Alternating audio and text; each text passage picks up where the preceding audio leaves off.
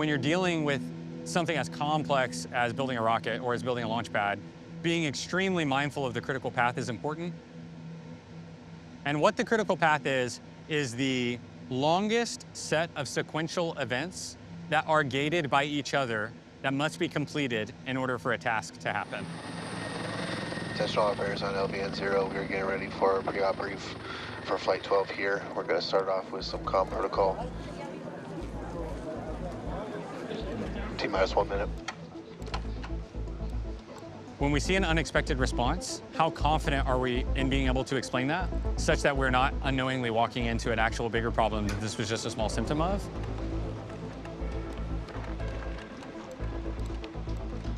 Holding at T-minus 40 seconds. Yes, sir, got you. This looks like a blip on blind pressure when we unpinned. Pressures and preloads are healthy. Copy that. And what is the time we would unpin at? Okay, copy, agree. We should attempt again. On LVN0 ship, QDZ actuator blowing outside QD vent pressure range. On anomaly 0, tower curry, I think I'm going to recommend actually stand by. It's drifting back into range. Is it going to fire again, tower mech? Possibly. It seems like it's part of the dynamics. When Copy. There's a pinner that keeps QD on from the whole QD on and it swings back. There's a pin that locks it into place. The hydraulic actuator is not pulling it up, it seems to be. And Elon is actually really, really good at quickly absorbing information, understanding the stakes, understanding the consequences, understanding if today's our day or not. Yeah, it's hard to tell because this is all fogged up from cryo, but it's essentially right there. Tower Styre, are you on anomaly 0? Yes, sir, got you. I don't have an explanation for why it did not unpin the second time. I personally have never felt any pressure from Elon of like, it doesn't matter, hell or high water, we're flying this rocket. Like, absolutely not. That's not his style. And like I said, critical path to Mars is not blowing up rockets. Guys, I recommend we release hold and give it one more chance to unlatch with where we're at. Ship XYs are not going to close down damped, but I believe that's okay. Okay, we have just enough time on the vehicle to attempt one more time, so I recommend we clear the hold, let it try to unlatch it at the 100 bar we're at. We're still stuck in dampening though. Understood, we'd be reattempting with the same hydraulic pressure. Cool, this will be our last attempt and then we're done on the rockets.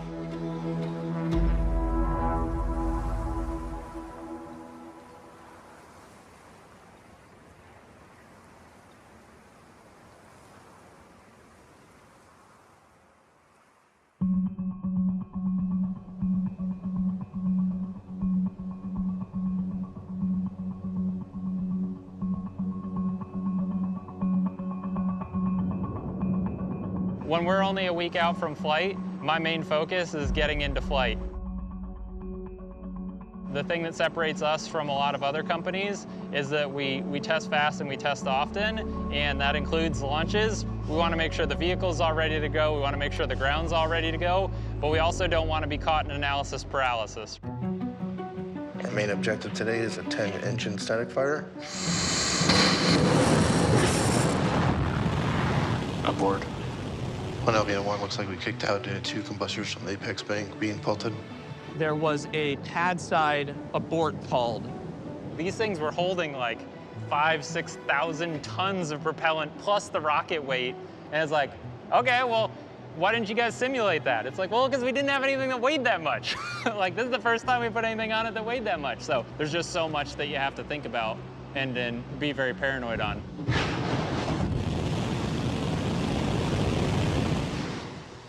We kicked out early. All teams triage alerts, prepare for offload. We actually had another pad abort on the diverter. Basically, right during engine firing, it was so much noise and vibration that it actually shook the sensors that are located out in this area enough that they aborted us out of the test. We went back, obviously, afterwards and looked at all the data and tried to come up with smarter ways to basically still protect the integrity of the diverter throughout the operation while changing our parameters so that we were making sure that we would not abort again. A flame diverter is like a super simple concept that is like not at all complicated in operation and is just absolutely murderous in the details. These are extremely sophisticated thermal load sensing devices. If they turn into melted metal slag, then you know that you got too much heat. If you melt this, you're hotter than aluminum melts. If you melt this, you're hotter than zinc melts. If you melt this, you're hotter than copper melts. If you melt this, you're hotter than Sharpie melts. So we're sub-Sharpie. We have all of this mass flow, all of this energy that is just absolutely trying to obliterate our pad. We want to give it a thing to obliterate, to keep from obliterating the things that we care about. And the thing we give it is water.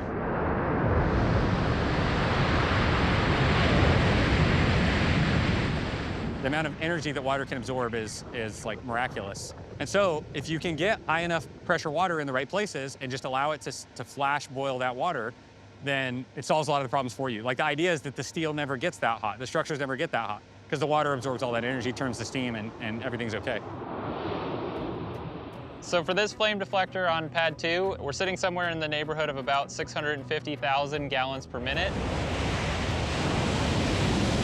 That's approximately in the range of about like one entire Olympic swimming pool being drained in the course of a minute. You're trying to look into this thing and you see how like glowing hot it is. It's just yeah, a pretty impossible environment to keep something happy in. But and you zoom in and the flame deflector's still there, so that's the reason we build those things.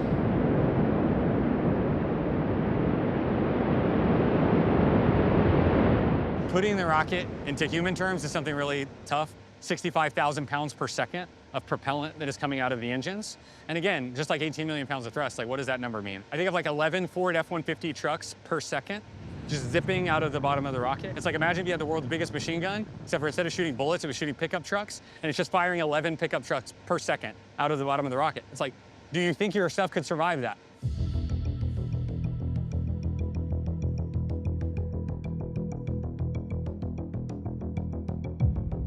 For the last, week or two, it's mostly just been running on stress and caffeine because we had so many things that we were trying to incorporate, and there's just a lot riding on this test. The previous test that we did not achieve enough duration such that we had the engineering data that we needed to be confident moving into flight.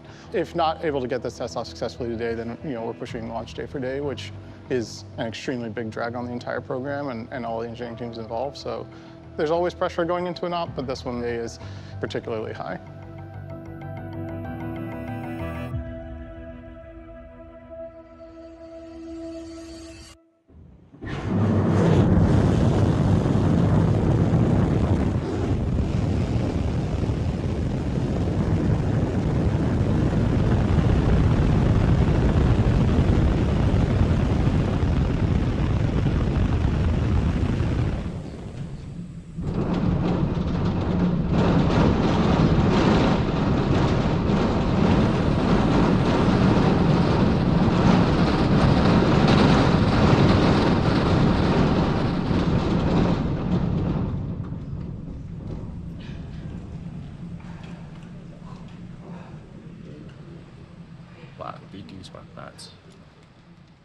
This was a big day, the 4th attempt that we've had for a static fire, and we finally went full duration on all engines, so feels really good. I'm super relieved. Again, it was like pretty dynamic, and having done this 4 times now, it's like, man, what else can go wrong here? Because we just haven't seen the vibration and the temperatures that we're about to be subjected to.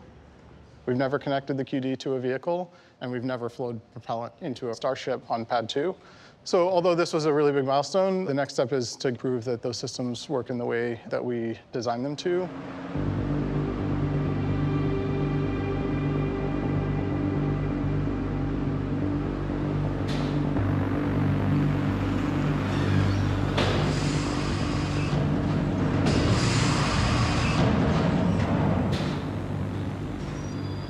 We designed this pad to be able to support a launch every 60 minutes indefinitely.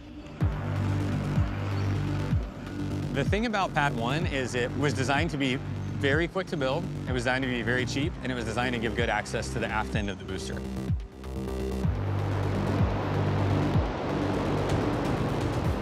The reason all of those things were a design goal is because we sucked at building Starship pads and we sucked at building Starships. It's like we didn't know what we were doing because it was impossible to know what you were doing because no one had ever done something like this before.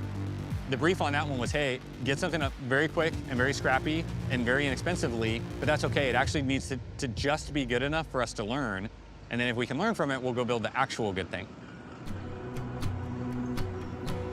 I mean, the integration mechanism is the pad. The catch mechanism is the pad. All of this stuff is like integral to how the pad operates. And so the reason we call it stage 0 is literally it is the first stage of the launch process. And if it is not working, we cannot go launch. And so that certainly like raises the stakes and raises the priority and like drama whenever things go wrong on the pad.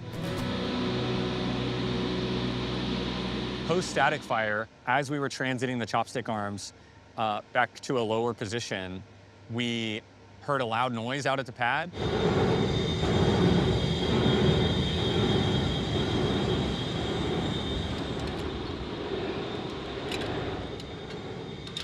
It's vibrating the entire tower. Something got jammed up in the chain and maybe it caused it to snap. We don't really know if it's broken completely or if it's just cockeyed or buckled in some way. God, it sounds terrible. So we are in a mad dash to get that roller diagnosed and replaced as soon as possible.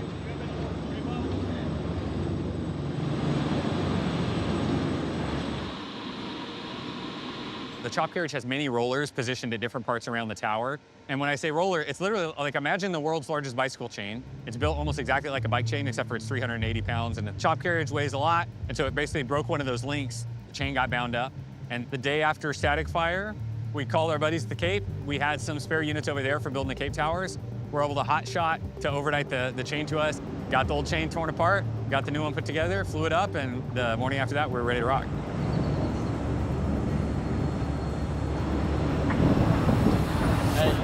With these ones, make sure we're going up.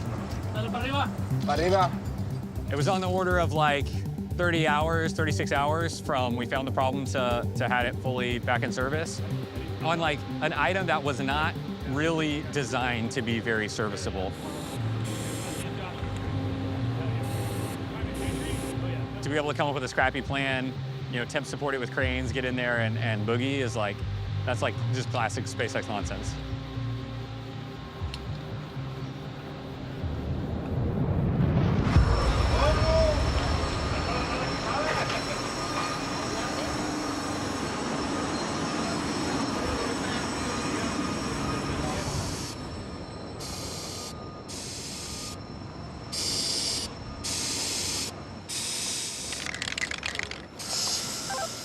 Tower courier, you go? We're still go for tomorrow, but it's like a very, very tight schedule. We're basically in a race with the ship right now.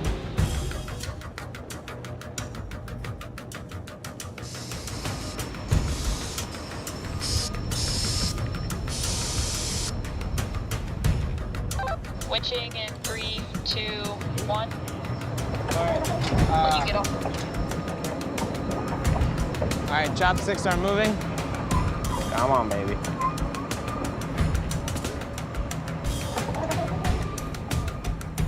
That's crazy. What a day.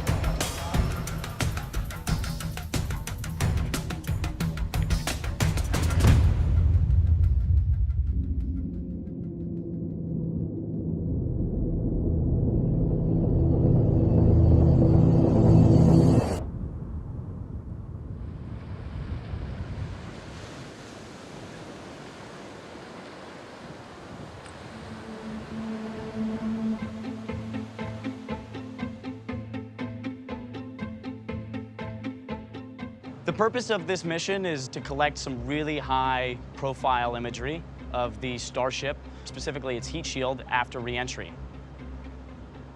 This is the most in-depth operation that we've ever conducted. We'll be having the most buoys with the most equipment and way more drones than we have ever had to have offshore.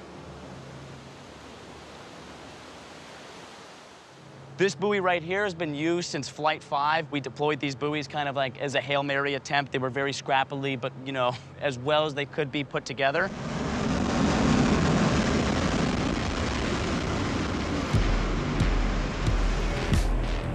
It was almost miraculous, even in the middle of the night, to see all of these buoys pointed directly at Starship as it was landing.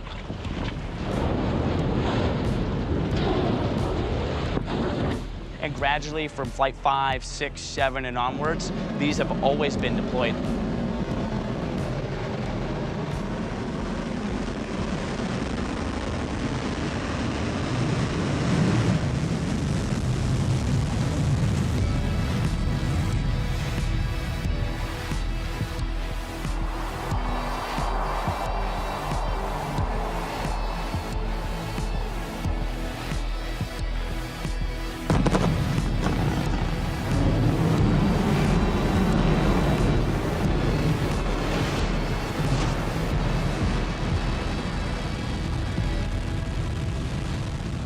While it does get punctures, we can patch them as needed and kind of give them the Band-Aids that they need in order to keep kicking.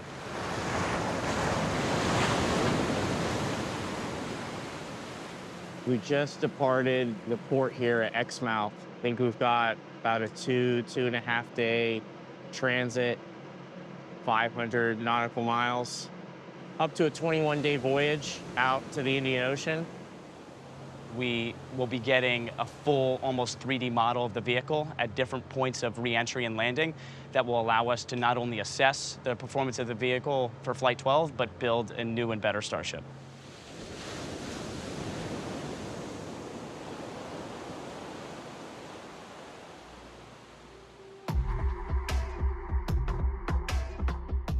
It's weird the things you find yourself getting good at in your quests to go to Mars or the moon or fly a bunch of satellites. And something we are really good at as a company is just moving big things. There you go, looking good just like that. Yeah, you hug this left side, you'll be good on your right side off of the building.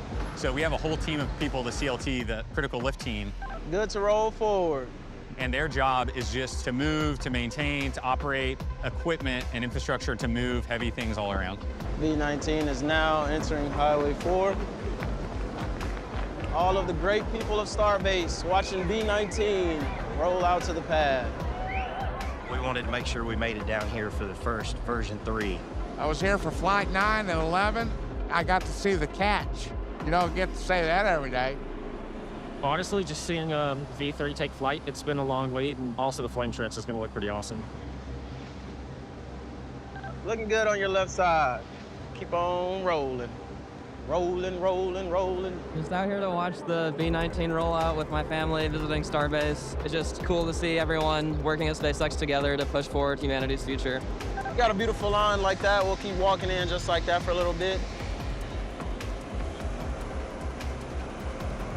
All clear to front. And so they move our rockets. They're like, I mean, absolute pros at just give them a random, ginormous shape and say, this needs to get from here to there, and they'll go do it.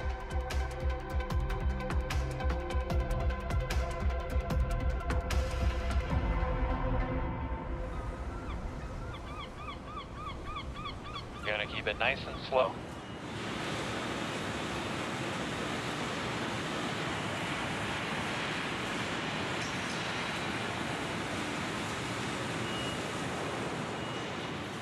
So right now we're in Star Factory and we're doing the final preparations to load the imaging satellites into our satellite speed loader. This is the last step that's going to happen before we send the satellites over to Mega Bay 2, where they're going to be loaded into ship and prepared for flight. So these 2 satellites will be just 2 of 22 total deployed objects. The other 20 are what we call satellite simulators. They don't have computers on board or anything like that. They're really just hunks of steel that mimic the shape and weight of satellites approximately. It helps us test the PES deploy system. We're also going to be inspecting the more sensitive components of the satellite, the laser optics that send data to other satellites, the thruster on board for on-orbit maneuvering. All of those systems are more sensitive to things like FOD or dust, so we want to give them one last inspection before they go in to make sure they're ready to go to space. Hey, Bennett, just confirm for us that you are ready for us to lift the next satellite. We've finished the profile, everything looks good. I'm gonna disable now, so they'll be good to remove rigging. Copy, standing by. All 22 of those objects are going to mass up to about 37.5 metric tons. That is heavier than any payload Falcon has ever launched. I believe this is the heaviest payload SpaceX will have launched ever, so we want to learn as much as possible about the PES system and how the satellites interact with it.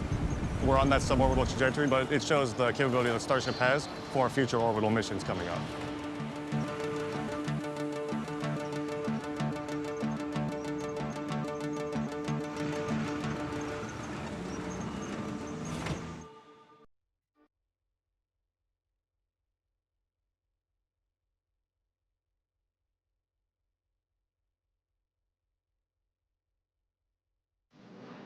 it's amazing. Like, I mean, even just standing next to it, you're already in awe because it's something that is such a magnificent sight to see.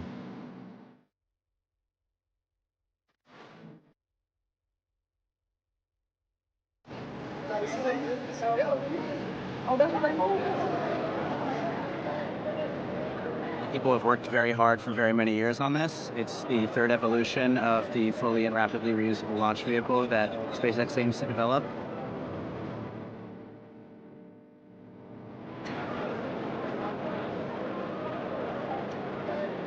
I started when the tents were here. It's just tents and dirt.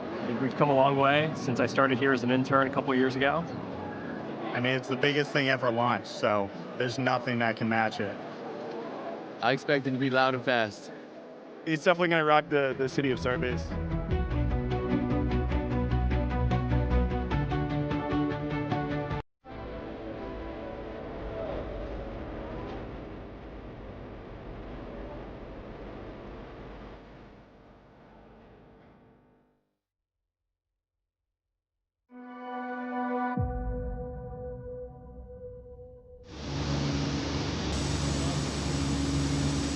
Yeah, I was thinking, like, why the tower team has these big crises always, like, right before we have, like, a big operation. I think it has to just do with the scale of everything. Like, we have these big, complicated mechanisms that, like, need to work right every time we use them. And just replacing a roller turned into this several-day ordeal with flying shit in from the Cape, 3 cranes to get it in and out, where, like, if this was a broken bearing on some little dinky electrical motor, it would have been much easier to make that swap in an hour instead of 24. I feel like it also set us up for success in terms of like the getting mentally ready to act on immediate. So super exciting time tomorrow. Hopefully we see the fruits of our labor sort of culminate in a great successful flight.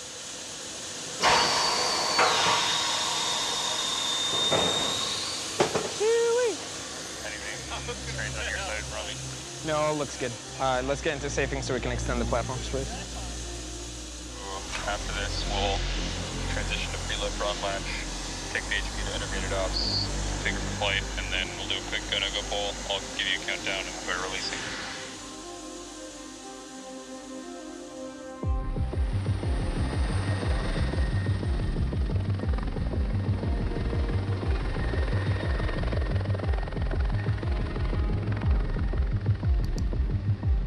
Holding at T-minus 40 seconds. This looks like a blip on blind pressure when we unpinned. Pressures and preloads are healthy. Yeah, it's hard to tell. This is all fogged up from cryo, but it's essentially right there. Guys, I recommend we release hold and give it one more chance to unlatch with where we're at. Ship XYs are not going to close down and damped, but I believe that's okay. Okay, we have just enough time on the vehicle to attempt one more time, so I recommend we clear the hold, let it try to unlatch it at the 100 bar we're at. We're still stuck in dampening though. Understood, we'd be reattempting with the same hydraulic pressure. Cool, this will be our last attempt and then we're done on the rockets. Unexpected drop in Z-cylinder blind pressure when we unpinned. That was different from the first few tries? That's correct, different problem. Copy. Yeah, this might be due to QD dynamics when we unpin, so I don't think trying again is going to solve the problem, to be honest.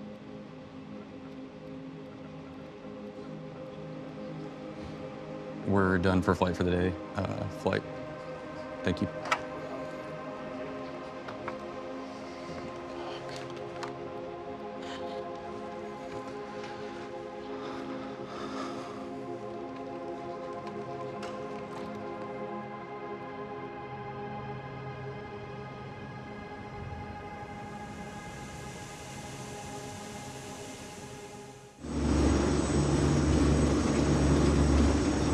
Mechanical systems really come alive in that last 40 seconds. As a part of that sequence, one of the things that we do is we unpin that arm so that the QD can swing away and not blow itself up as the rocket flies away. And that part of the arm is pushing hard against the tower while we unlatch to make sure that even if there's excess pressure or anything like that, that the QD stays really tight up against the ship. And the first time that we had unpinned that arm in flight-like conditions was that attempt. So as we retracted that pin, the arm wanted to shove closer into the tower. It caused the end effector to kind of jiggle back and forth very slightly. That jiggle set off some really tight, sensitive bounds that we had on the hydraulic system out there. And you need it to work, or else the rocket doesn't fly. So.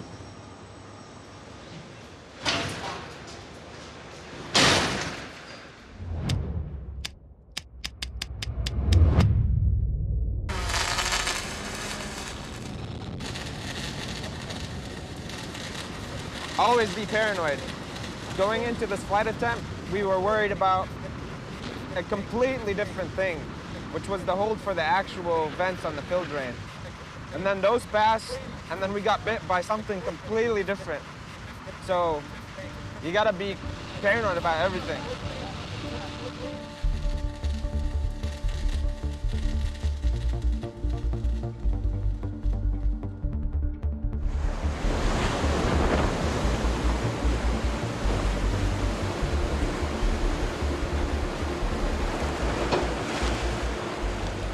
Last night, overnight, we did a sweep of our 30 nautical mile hazardous no-go zone to make sure there's no vessels. Range is currently clear. Everything's looking good. It's a little rough out. It's 1 o'clock in the morning. Doing final preps on all the buoys, getting all cameras online. This is when it all happens, at 1 o'clock in the morning. This is the most important mission we've done out here. We're putting in the most buoys and the most drones. So if we don't have this data, the people back home have no idea how the heat shield really performed. Sren, do you want to give it a final kiss goodbye for good luck?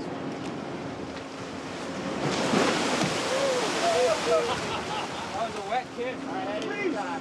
Perfect. Beautiful. Beautiful. All right. Bye-bye, buoy.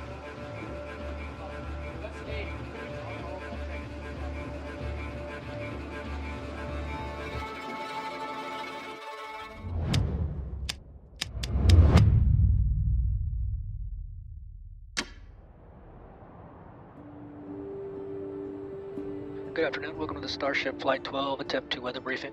Starship range is currently green. Tower Kenny, are you up on countdown 1? Can you give a brief on what we did last night for the QD arm situation? So the cause of yesterday's abort was that the ship QD arm had dynamics when we tried to unpin it due to the preload that the ship QD mech was pushing into the vehicle with. The mitigations that we have in place today are that we've welded a hard stop bumper to the ship QD arm to limit the amount of displacement that can occur when the unpinner unpins. Attention all flight crew members, on countdown 1 is the final go-no-go poll for today's operations. RC? Go. Ground stations? Go. Flight software 1? Go. Raptor 1? Go. Raptor 2? Go. Stage 1? Go. Flight directors go as well. T-minus 1 minute.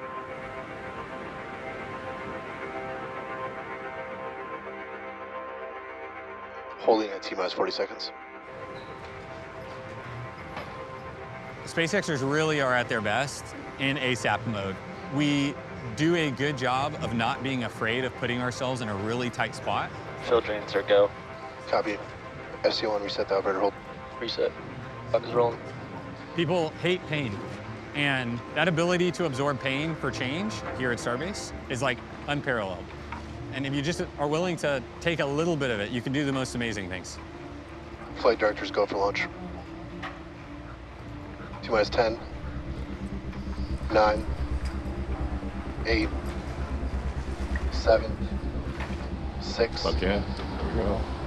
5, 4, 3, 2, 1.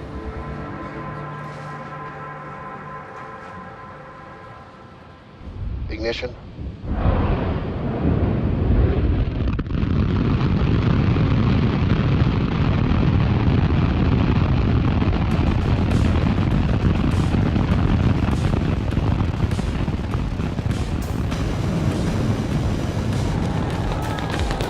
We have liftoff.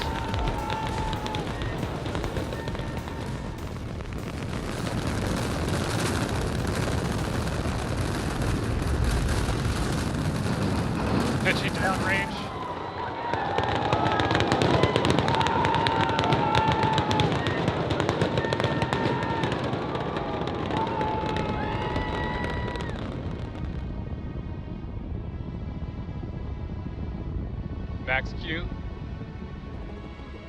Change separation.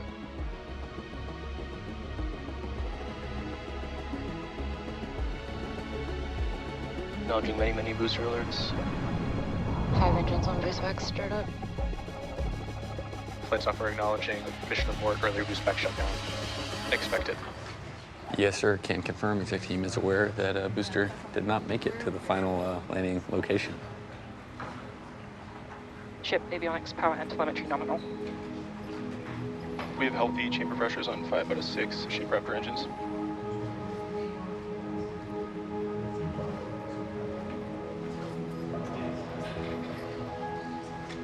Or deploy sets.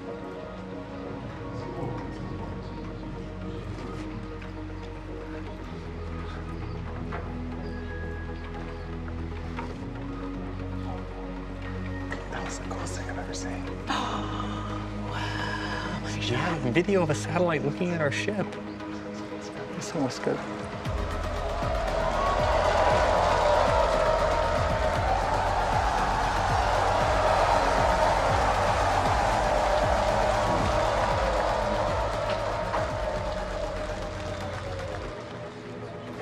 Starship is turning for final approach to landing site.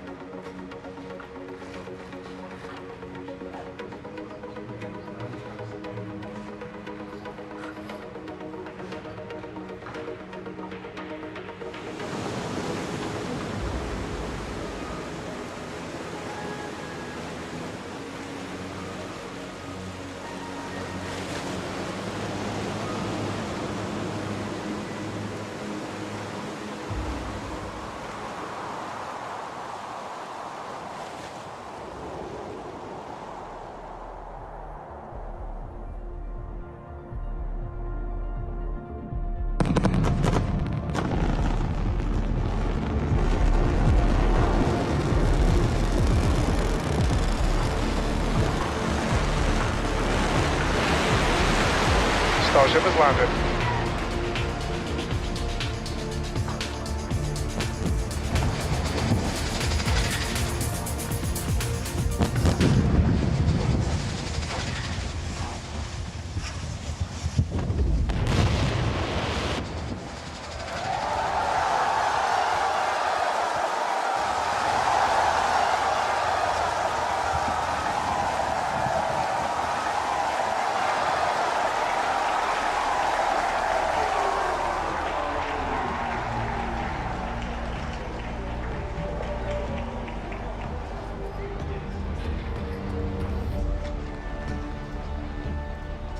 The hottest things humans have ever done, honestly. Yeah. It feels like it. Yeah. This might be our crowning achievement. After this, the robots will have to take over. Exactly.